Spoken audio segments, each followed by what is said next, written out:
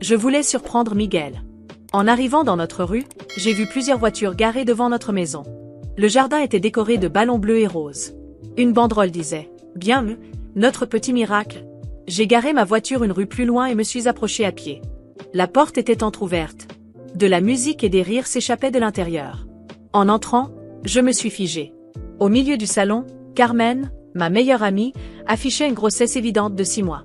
Ma belle-mère, Rosa, caressait tendrement son ventre pendant que ma mère servait des boissons. Les cadeaux s'entassaient sur une table décorée. « Alors, la chambre est prête ?» demanda ma tante Elena. « Presque » répondit Carmen. Miguel a insisté pour la peindre lui-même. Il y travaille chaque week-end. À ce moment-là, mon mari entra, portant d'autres boissons. Il s'approcha de Carmen et l'enlaça par derrière, posant ses mains sur son ventre. Il ne reste plus qu'à monter le berceau. Nous l'avons choisi ensemble la semaine dernière. J'ai vu ma mère se raidir en me voyant. Elle est rapidement venue vers moi. « Anna, on ne s'attendait pas à te voir aujourd'hui » chuchota-t-elle en attrapant mon bras. « Allons dehors. Nous devons parler. » Je me suis dégagée de son emprise. « Parler de quoi ?» Du fait que mon mari a mis enceinte ma meilleure amie pendant que je travaillais dans un autre pays. Le brouhaha cessa immédiatement. Carmen fut la première à me remarquer. Son visage perdit toute couleur. Miguel resta figé, les mains toujours posées sur son ventre. « Anna, commença-t-il ? N'ose même pas » les jeux interrompus. « Depuis combien de temps vous me trompez ?» Personne ne répondit. Mon père, dans un coin, n'osait même pas croiser mon regard. « Je peux t'expliquer » dit Carmen en avançant d'un pas. « Nous ne voulions pas que tu l'apprennes comme ça. »« Ah oui ? Et comment comptiez-vous me l'annoncer ? Après la naissance ou quand l'enfant aurait 18 ans ?» Ma belle-mère intervint. « Anna, s'il te plaît, pense au bébé. Carmen n'a pas besoin de ce stress dans son état. » Son état ? J'ai laissé échapper un rire sans joie. Le même état dans lequel j'étais il y a 2 ans quand j'ai perdu mon bébé ? Où était ton inquiétude à ce moment-là, Rosa ? Le silence qui suivit fut assourdissant. Ma mère tenta à nouveau de s'approcher. « Ma chérie, je sais que c'est difficile. » Difficile pour qui ? Pour moi, qui ai travaillé sans relâche pendant 9 mois pendant que mon mari couchait avec ma meilleure amie. Ou pour vous tous, qui avez dû maintenir les apparences. Miguel s'éloigna enfin de Carmen. « Anna, on peut en parler en privé ? Ne fais pas une scène. » Une scène ? Non, Miguel. Une scène, ce serait raconter à tout le monde comment tu m'as convaincu d'accepter ce travail à l'étranger. Comment tu as dit que nous avions besoin d'argent pour fonder notre famille. Je me suis tournée vers Carmen. Il t'a dit ça ? Ou il t'a raconté qu'il était seul et abandonné pendant que sa femme cruelle poursuivait sa carrière. Carmen se mit à pleurer. Ce n'est pas comme ça. Nous ne l'avons pas prévu ? Bien sûr que non. J'imagine que tu es juste tombée accidentellement enceinte de mon mari. Ces choses arrivent, n'est-ce pas ? Les invités commencèrent à se tortiller, mal à l'aise. Certains prirent leurs sacs, prêts à partir. Mon père finit par parler. « Anna, calme-toi. Tu es bouleversée. » Bouleversée ? Non, papa. Je suis parfaitement calme. En fait, je suis reconnaissante. Ma mère fronça les sourcils, confuse. Reconnaissante ? Oui, parce que maintenant, je vois clairement qui vous êtes tous. Mon mari, le menteur. Ma meilleure amie, la traîtresse. Et ma famille, les lâches qui ont préféré protéger ce mensonge plutôt que moi. Je me suis dirigée vers la table des cadeaux et en ai pris un au hasard. Celui-ci est le tien, maman. Tu as acheté un beau cadeau pour le bébé de la maîtresse de ton gendre. Anna, s'il te plaît, supplia ma mère. J'ai déchiré le papier cadeau. C'était un ensemble de vêtements de bébé blanc avec des détails bleus. Quelle délicate attention. J'espère que tu as gardé le reçu. Miguel s'approcha, essayant de me prendre le cadeau des mains. Ça suffit, Anna. Tu te rends ridicule. Ridicule ? Non, Miguel. Le ridicule, c'est toi. Mettre enceinte ma meilleure amie pendant que je payais toutes les factures. Ma belle-mère se leva, indignée. C'est trop. Miguel cherchait simplement le bonheur que tu ne pouvais pas lui donner. Toujours occupé, toujours en train de travailler. Tu as raison, Rosa. J'étais trop occupée à travailler. Travailler pour payer l'hypothèque de la maison où ton fils couchait avec ma meilleure amie. J'ai regardé autour de moi. Tous ces visages familiers me semblaient maintenant étrangers. Vous savez quoi ? Gardez la maison, les meubles, les cadeaux. Mais Miguel, je te conseille de trouver un bon travail, parce que tu n'auras plus accès à mon argent. De quoi tu parles ? Demanda-t-il, blême. Je parle du fait que, pendant que j'étais à l'étranger, je ne me suis pas contentée de travailler. J'ai aussi consulté un avocat. J'ai des preuves de chaque centime que j'ai dépensé pour cette maison, pour toi, pour notre mariage. Je suis sortie de cette maison sans me retourner. Mes mains tremblaient, ma respiration était irrégulière, mais je refusais de m'effondrer devant eux. Ils ne méritaient pas de voir mes larmes. Je me suis éloignée, ignorant les regards curieux des voisins qui avaient probablement entendu chaque mot de la scène qui venait de se dérouler. Je suis montée dans ma voiture et j'ai claqué la porte avec force. Mes mains agrippaient le volant si fort que mes doigts en étaient devenus blancs. Ma vision était floue, mais je refusais de pleurer. J'ai démarré le moteur et j'ai conduit. Sans destination, sans direction. Juste pour m'éloigner de ce cauchemar. Mon téléphone était inondé de messages. Des appels manqués de ma mère. Des messages de Miguel. Même de Carmen. S'il te plaît, Anna, il faut qu'on parle. Ce n'était pas censé se passer comme ça. Tu ne comprends pas toute l'histoire. Oh, mais je comprends parfaitement. Je comprends que pendant que je travaillais pour subvenir aux besoins de ma maison, de ma famille, de mon mariage, eux étaient ensemble. Je comprends que chaque fois que Miguel m'appelait en disant qu'il me manquait, c'était un mensonge et honté. Je comprends que chaque fois que Carmen disait être occupée et ne pouvait pas me parler, c'était parce qu'elle était occupée avec lui. Un goût amer m'envahit la bouche. Du dégoût. Du dégoût envers moi-même pour ne pas l'avoir vu plus tôt. Après avoir roulé un moment, je me suis arrêtée sur le parking d'un hôtel au hasard. J'avais besoin d'un endroit où respirer. Je ne voulais pas retourner dans cette maison qui n'était plus qu'un symbole de mon humiliation. Je suis allée à la réception et j'ai réservé une chambre pour quelques jours. La réceptionniste m'a regardé étrangement, probablement à cause de mon apparence désordonnée, mais elle m'a remis la clé sans poser de questions. Dès que j'ai fermé la porte de ma chambre, je me suis effondrée sur le lit. Ce n'est qu'à cet instant que le poids de tout cela m'a écrasée. Je me suis recroquevillée, serrant mes propres bras, et j'ai laissé les larmes couler. Des larmes de rage, de dégoût, d'une douleur profonde et suffocante qui me broyait la poitrine. Mais je ne pouvais pas rester comme ça éternellement. Il fallait que je réagisse. Le lendemain matin, je suis allée directement au bureau de mon avocat. Il connaissait déjà ma situation et avait préparé tous les documents nécessaires pour que je sorte de cette histoire avec le moins de dégâts possible. Je veux lancer la procédure aujourd'hui, ai-je dit fermement. Divorce, séparation des biens, tout. Et je veux qu'il soit très clair que Miguel ne touchera pas un centime de mon argent. Il hocha la tête. Vous avez plus qu'assez de preuves pour contester toute demande de sa part. La maison est à votre nom, toutes les dépenses ont été couvertes par vous. Il n'a droit à rien. J'ai pris une profonde inspiration. Parfait. Qu'il l'apprenne de la pire manière possible. Je suis sortie du bureau avec un étrange sentiment de soulagement. Pour la première fois depuis longtemps, j'avais l'impression de reprendre le contrôle de ma vie. Mon téléphone vibra. Miguel. Je l'ignorais. Quelques minutes plus tard, un message apparut, on doit parler. S'il te plaît, Anna. Je répondis simplement. Parle à mon avocat. Les jours passèrent, et les appels et messages ne s'arrêtèrent pas. Jusqu'à ce qu'un après-midi, alors que je prenais un café dans un petit restaurant près de l'hôtel, quelqu'un s'approcha de ma table. Miguel. Il avait une mine affreuse. Des cernes profonds, les cheveux en désordre. Mais je ne ressentais aucune pitié. Anna, s'il te plaît. Il s'assit en face de moi sans y être invité. Je ne voulais pas que tu l'apprennes comme ça. Je croisai les bras. Oh, et comment voulais-tu que je l'apprenne? Avec une invitation à la baby shower? Il passa une main sur son visage, épuisé. Ce n'est pas comme ça que je voulais que les choses se passent. J'ai fait une erreur. Une erreur? M'être enceinte, ma meilleure amie était une erreur? Non, Miguel. C'était un choix. Tu as choisi de coucher avec elle. Tu as choisi de me mentir. Tu as choisi de laisser tout le monde couvrir cette trahison. Il baissa la tête. J'étais seule, Anna. Tu n'étais jamais là. Toujours en voyage, toujours occupée par ton travail. Je laissais échapper un rire amer. Et pourquoi j'étais occupée, Miguel? Parce que j'étais celle qui payait notre putain de maison. Pendant que toi, tu restais là à ne rien faire. Il resta silencieux. Tu veux savoir la partie la plus ironique? Continuai-je. J'ai accepté ce travail parce que je pensais que nous construisions quelque chose ensemble. J'ai fait des sacrifices, en pensant que c'était pour un bien plus grand. Mais pendant que je travaillais jusqu'à l'épuisement, toi, tu couchais avec ma meilleure amie. Il me regarda, désespéré. Je sais que j'ai merdé, Anna. Mais on ne pourrait pas arranger ça autrement? Je me penchai vers lui, le regard planté dans le sien. On est déjà en train d'arranger ça. Mon avocat a lancé la procédure de divorce. Tu ne toucheras pas un centime de mon argent. Et quant à cet enfant, j'espère que tu seras un bon père, parce que je ne veux plus jamais te voir. Anna, s'il te plaît? C'est terminé, Miguel. Je me levai et partis, sans me retourner. Il ne fallut pas longtemps avant que la nouvelle ne se répande. Mes vrais amis, ceux qui ne m'avaient pas trahi, restèrent à mes côtés. Et ma famille? Oh, ils tentèrent de reprendre contact. Ma mère m'appela plusieurs fois, essayant de tout justifier. On ne voulait pas te faire de mal, ma chérie. C'était compliqué pour nous tous. Tu dois pardonner. Pardonner? Non. J'ai avancé. Avec le temps, j'ai reconstruit ma vie. J'ai quitté cet hôtel et acheté un nouvel appartement, juste pour moi. J'ai repris le contrôle de ma carrière, de mon avenir. Et Miguel? Eh bien, il comprit vite que la vie n'était pas si facile sans le confort que je lui avais offert. Quelques semaines plus tard, je reçus un autre message. On peut parler? Tu me manques.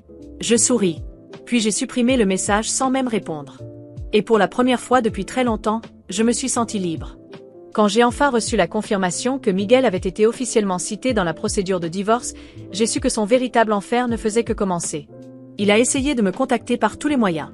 Il m'appelait des dizaines de fois par jour, m'envoyait des messages sans arrêt, apparaissait dans les endroits où il savait que je me rendais. Mais je ne répondais pas. Je ne lui laissais aucune ouverture. Je refusais de lui donner la moindre chance de me manipuler. Une nuit, alors que je rentrais chez moi, j'ai trouvé ma mère qui m'attendait devant mon immeuble. « Anna, il faut qu'on parle ?» Je levai les yeux au ciel. Je savais déjà exactement où elle voulait en venir. « Nous n'avons rien à nous dire. Miguel est désespéré.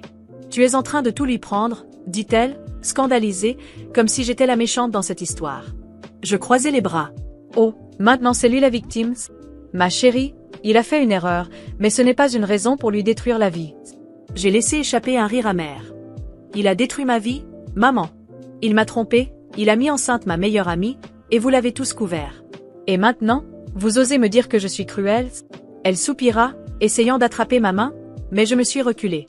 Ce que tu lui fais, ce n'est pas juste, Anna. La colère a monté en moi. Ah, on parle de justice maintenant? Est-ce que c'était juste que je paie toute l'hypothèque pendant qu'il me trompait?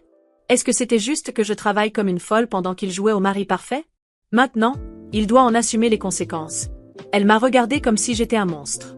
Il n'a nulle part où aller. Je haussai les épaules. Ce n'est pas mon problème. Elle secoua la tête, incrédule. Je ne t'ai pas élevée pour être comme ça, Anna. Et moi, je ne pensais pas que ma propre mère prendrait la défense d'un traître. Je lui tournai le dos et entrai dans mon immeuble sans me retourner. Les jours passèrent, et la situation de Miguel s'aggrava. Comme j'étais celle qui avait toujours payé les factures, il commença à crouler sous les dettes. Les échéances de l'hypothèque n'étaient plus couvertes, et sans mon argent, il se retrouva rapidement dans une impasse financière. Puis vint l'expulsion. Je savais que ça arriverait. Quand j'ai reçu la confirmation qu'il n'avait pas pu payer, j'ai fait en sorte d'être présente pour assister en personne au moment où il serait jeté hors de ma maison. Quand je suis arrivée, c'était le chaos. Des cartons étaient éparpillés devant la porte. Miguel était en pleine dispute avec l'agent judiciaire venu exécuter l'expulsion. Carmen était à ses côtés, une main sur son ventre arrondi, l'air complètement paniqué. « Anna !» cria Miguel en me voyant. « Tu ne peux pas me faire ça. » Je croisai les bras, sentant une satisfaction froide grandir en moi. « Je peux et je l'ai fait. Ce n'est pas juste. J'ai vécu dans cette maison. » « Non. Moi, j'ai payé pour cette maison. Toi, tu étais juste un parasite. » Son visage devint écarlate de frustration. « Mais où veux-tu que j'aille ?» Je haussai les épaules. Encore une fois, pas mon problème. Carmen me regarda avec un air suppliant. « Anna, s'il te plaît. »« S'il te plaît ?» Elle osait me regarder dans les yeux et dire « s'il te plaît ?» J'ai avancé d'un pas vers elle. « Ah, maintenant tu sais prononcer mon prénom ?»« Avant, c'était juste j'espère qu'elle ne découvrira jamais. »« Non ?» Elle baissa la tête. Ce n'était pas censé se passer comme ça. Mais c'est arrivé. Et maintenant, c'est à vous deux d'en assumer les conséquences. Miguel passa une main sur son visage, à bout. « Tu n'as aucun cœur. » Je penchai légèrement la tête. « C'est drôle, parce que tu adorais ce cœur quand il payait toutes tes factures. » Il ouvrit la bouche pour riposter, puis la referma immédiatement. L'agent s'approcha. Le temps est écoulé. Vous devez quitter la maison maintenant. Le visage de Miguel se transforma en panique pure. Il regarda autour de lui, réalisant qu'il n'avait plus d'option. Il attrapa un carton et le jeta violemment au sol. « Tu veux juste me voir détruit, c'est ça ?» Je me penchai légèrement vers lui, plantant mon regard dans le sien. « Oui. » Il serra la mâchoire et quitta les lieux furieux, Carmen à sa suite. Je suis restée là, à regarder leur départ sans argent, sans maison, sans rien. Dans les jours qui suivirent, ma famille se retourna contre moi. Mes tantes me téléphonèrent. Ma mère revint encore frapper à ma porte. Même mon père, habituellement neutre, tenta d'intervenir. « Anna, il dort sur le canapé de ta belle-mère. Tu ne crois pas que ça va trop loin ?»« Non, papa. Je ne crois pas. Carmen est enceinte. Ils n'ont plus rien. Super. Alors Miguel va enfin devoir faire ce qu'il aurait dû faire depuis longtemps. Trouver un vrai travail. » Ma mère leva les mains, exaspérée. « Tu es obsédé par la vengeance. Et vous êtes obsédé par le fait de protéger un infidèle. Ils n'ont pas réussi à me faire changer d'avis. Et Miguel ? Oh, Miguel était en ruine. Sans maison. Sans confort. Sans accès à l'argent qu'il avait siphonné pendant des années. J'ai appris par des connaissances qu'il enchaînait les petits boulots pour survivre. Mais ce n'était pas suffisant. Et puis, l'inévitable est arrivé. Miguel est venu frapper à ma porte. Il était méconnaissable, amaigri, cerné, l'air abattu. Anna, s'il te plaît. Je n'ai plus rien. Je l'ai regardé droit dans les yeux. Je sais. J'ai besoin d'aide. J'ai penché la tête, feignant la réflexion. Comme moi, quand j'ai découvert que tu me trompais. Il ferma les yeux, frustré. J'ai été un idiot. Je le sais. Mais je ne peux pas changer le passé. Je croisai les bras. Non. Mais tu peux souffrir dans le présent. Il serra les poings, essayant de ravaler sa fierté. Tu n'es pas obligé d'être aussi cruel. Oh, mais si. J'ai appris de toi. Et sur ces mots, je lui ai claqué la porte au nez. Et pour la première fois depuis des années, j'ai ressenti une paix profonde. Miguel découvrait enfin la vie sans moi. Et moi, j'étais enfin libre. Le temps passa, et comme je l'avais prévu, Miguel s'enfonça encore plus. Plus de maison, plus d'argent, plus de confort, il était passé de mari entretenu à homme désespéré, enchaînant des petits boulots pour essayer de survivre. Et moi, je continuais ma vie. Je ne ressentais aucune pitié pour lui. En fait, chaque fois que j'entendais une nouvelle catastrophe le concernant, une satisfaction froide me parcourait. C'était le goût sucré de la justice, la preuve que tout ce qu'il m'avait fait lui revenait en pleine face. Puis, j'ai appris la meilleure nouvelle que j'avais entendue depuis des mois. Carmen avait demandé le divorce. J'ai appris la nouvelle par une connaissance, l'une des rares personnes qui osait encore me parler après toute cette histoire. On s'est croisés par hasard dans un café, et après une légère hésitation, elle a fini par sourire avant de lâcher la bombe. Elle l'a quitté. J'ai cligné des yeux. Quoi? Carmen. Elle a demandé le divorce. Et elle réclame une pension alimentaire? Un éclat de rire m'échappa avant que je ne puisse me retenir. Un vrai rire, fort, profond, qui venait du fond de mon âme. Tu plaisantes? J'étais à deux doigts de recracher mon café. Pas du tout. Miguel n'arrive pas à garder un travail stable, et elle ne veut plus être celle qui le soutient financièrement. L'ironie de la situation était délicieuse. Carmen, cette femme qui prétendait que Miguel était l'amour de sa vie, celle qui s'accrochait à lui comme une sangsue pendant que moi, je travaillais pour financer tout, venait de faire exactement ce qu'il m'avait fait. Elle l'abandonnait au moment où il ne lui servait plus à rien. Et elle réclame une pension alimentaire? Demandai-je, amusé. Oui. Elle dit qu'il lui avait promis de la prendre en charge, et que maintenant qu'elle a un bébé, elle a besoin d'un soutien financier. Je pleurais de rire. Dis-moi, est-ce que Miguel a seulement de quoi payer une pension? Mon ami esquissa un sourire. Non. Et là, c'en était trop, j'étais morte de rire. Miguel n'avait pas seulement perdu tout ce que je lui avais donné. Maintenant, la femme pour laquelle il m'avait trompé était en train de l'achever financièrement. Le karma l'avait rattrapé, et cette fois, il n'y avait plus personne pour le sauver. Je dois voir ça. La semaine suivante, je me suis arrangée pour accidentellement croiser Miguel dans un des rares endroits où il allait encore, un vieux bar que nous fréquentions autrefois. L'un des seuls où il pouvait encore se permettre d'acheter une bière bon marché. Il était assis au comptoir, l'ombre de lui-même. Amaigri, des cernes sous les yeux, une barbe mal entretenue. Et bien sûr, une bière tiède dans la main. Je me suis installée 2 tabourets plus loin, en prenant mon temps. Il m'a remarqué immédiatement et a crispé la mâchoire. « Qu'est-ce que tu veux » marmonna-t-il d'une voix fatiguée. « Rien » ai-je répondu en prenant mon verre. « Je profite juste du spectacle. » Il poussa un long soupir. « T'es contente, maintenant ?» J'ai pris une gorgée, savourant chaque seconde. « Oh oui, vraiment ?» Il grogna, secouant la tête. « Tu trouves ça drôle ?» Miguel, je trouve ça hilarant. Tu as foutu en l'air notre mariage pour Carmen, et regarde-toi. Elle t'a largué. Elle t'a pris le peu qu'il te restait. Il passa une main sur son visage, épuisé. Tu ne comprends pas? Oh, si, je comprends très bien. Explique-moi plutôt, comment votre grande histoire d'amour a-t-elle pu s'écrouler si vite? Il resta silencieux un long moment, les yeux rivés sur son verre vide. Elle a dit qu'elle ne pouvait pas rester avec quelqu'un qui n'avait plus rien à offrir. C'est marrant, non? C'est exactement ce que toi, tu as dit à mon sujet. Il ferma les yeux, visiblement furieux. Tu comprends pas, Anna? Oh, mais si, je comprends. Tu n'étais bon qu'à ses yeux tant que tu étais utile. Maintenant que tu ne peux plus lui offrir une vie confortable, elle t'a jeté comme un déchet. Il ne n'y a pas. Parce qu'il ne pouvait pas. Je me suis levée, prête à partir. Tu veux savoir la meilleure partie? Tu mérites tout ce qui t'arrive. Et je suis sortie, le laissant s'enfoncer un peu plus dans sa misère. Après ce jour-là, j'ai coupé les ponts avec tout le monde. J'ai pris mes distances avec ma famille, ces tantes hypocrites qui me parlaient sans cesse de « pardon », ma mère, qui me répétait que j'étais allée trop loin. Je ne devais plus rien à personne. La seule personne à qui je devais quelque chose, c'était moi-même. Et c'est exactement ce que j'ai fait. J'ai reconstruit ma vie à zéro. J'ai acheté un nouvel appartement, juste pour moi.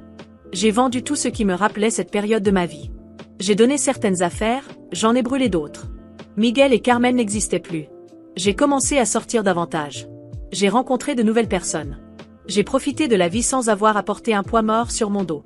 Pour la première fois en années, ma vie m'appartenait vraiment. Et pendant que je reconstruisais mon avenir, Miguel continuait à s'effondrer. J'ai appris, quelques mois plus tard, qu'il avait essayé de faire appel du jugement de divorce, réclamant à son tour une pension. Bien sûr, le juge s'était moqué de lui et avait tout refusé. J'ai aussi appris que Carmen continuait à lui soutirer le moindre centime qu'il gagnait. Et moi, je ne m'étais jamais senti aussi bien. Le monde était enfin à sa juste place. Moi, libre, et Miguel payant le prix de ses actes.